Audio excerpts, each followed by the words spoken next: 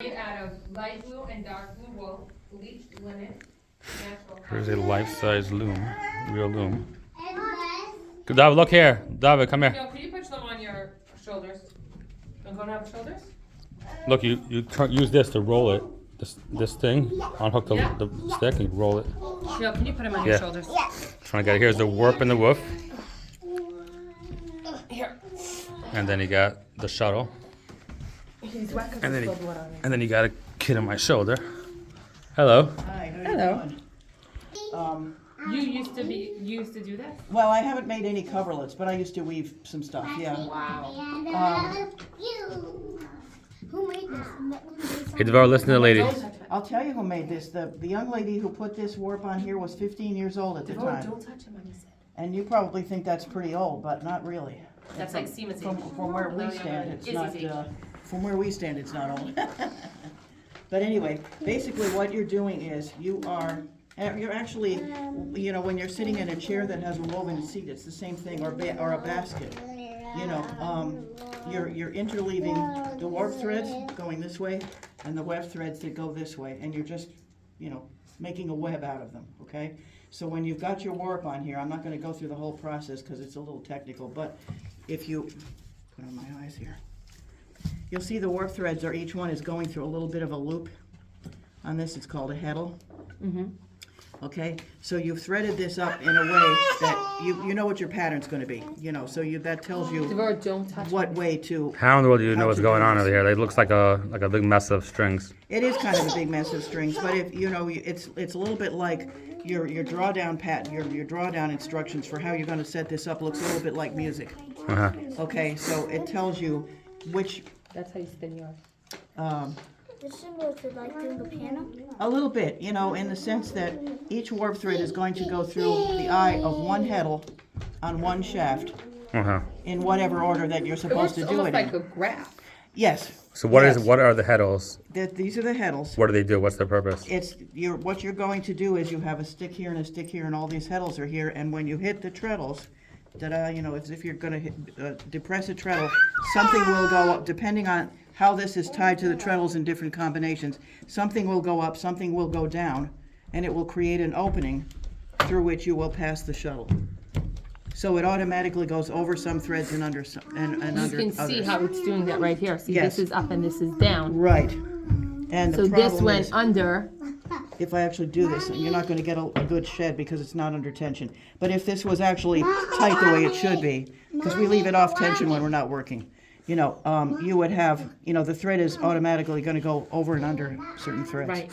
So it kind of makes, And then what's this bar you keep flipping back and forth? and then when you let go, which is what you should do if this was under tension, it would automatically close this opening, okay? And then you'll beat it in. Oh, that's what that's for. Okay, then you hit your next treadle and it'll come up in a different order. So that's basically what you're doing. And how All do of your clothes are made this way. you really? It's You just know, by machine. you so just don't never even think know what about goes on. it. You know. I think about it. How do you get through these what is this, the warp? How do you get through each one of these little things? Well, you've got a little bit of a hook, and you've got it. You know, when you're setting it all up, you've got a little hook, and it'll bring it through. It must take hours to set this up. Yeah, if you're new at it, especially. You know, it's like anything else. If you do it all the time, it goes faster. But once it's set up, you could make, I Once guess, it's set up, you go for it. You know, make you like start hundreds to of weave. yards of. Yeah. And then the cool thing is, what did you say, honey? Well, how does it be Well, mass make a hopefully, If mistake? you catch it fast enough, you can undo it. But if you don't catch it fast enough, then you call it the charm of the homemade piece, and you just live with it. Okay. Good question, Avram. Something tells me you guys are twins. No? You sure look like it. Okay. Is this a yarn spinner? Yeah, it's for winding wool on and off. Yeah. Wow. So what are all the pedals? I see 4 pedals here. You've got your 4 treadles here. You're gonna you know, these things are gonna go up or down in different combinations, and that's what's gonna, you know, determine which threads these go. The shuttle goes over or under when it's Depending what pattern you want, is the pedal you press. right. Now the thing is that once you've got it done, if you change the order of your treadle, you'll get a different pattern. Uh-huh. So that's pretty cool too. But if it has to be completely different, then you've got to reattach, you know, in different combinations. Yeah. So And that is, what lifts the threads up and down is those little eyelets. This. But what actually lifts is the little eyelets that each thread is going through. Yeah, I mean, okay, you can see it. I just tripped, and this went down. Okay. Mm-hmm. So, if I do a different one, then these went up. And like I said, if this was operating the way it's supposed to, somebody messed with it. But if it was operating the way it's supposed to, you'd get a clean opening here. You'd get a clean shed. This is clean here. From this side, you can see what's happening. Yeah, well, and those eyelets, they stay on there permanently, right? Yeah, this is going to be, these are on here permanently. It just depends on what order you thread the warp threads through. and this man would know how to fix the tension. So, Well, I know, I can tighten it up, but that's not the only problem. It's No, I didn't mean for you to. I'm trying to figure out. Let's say somebody was a weaver and then it went off tension. Wow. You're calling an expert. to No, fix it, I mean, or basically, you should when know the basics. the tension is right here. I can tighten that up. All I have to do is tighten it, but I'd rather not because I'm not weaving with it. When you're not weaving, the reason why you loosen up the tension a little bit is because we may So let go, be changing let go. and the weather will affect. So this happens to be a cotton warp, but especially if you're working with a little less, it makes a big difference in height. But it's like a hair. You know how that goes. So, I mean, we all struggle with that. so this is just a larger version. Yeah, This is manual, I guess also. yeah.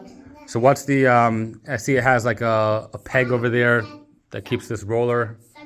From what's that for? Yep, and that's keeping it in the tension that it's under. Uh-huh. The 2 inches to me, how basic these are. It's fine. Very basic. They were made with very. Careful, very careful. Don't touch anything. Just sit down as if you're weaving. And you gotta hold the shuttle.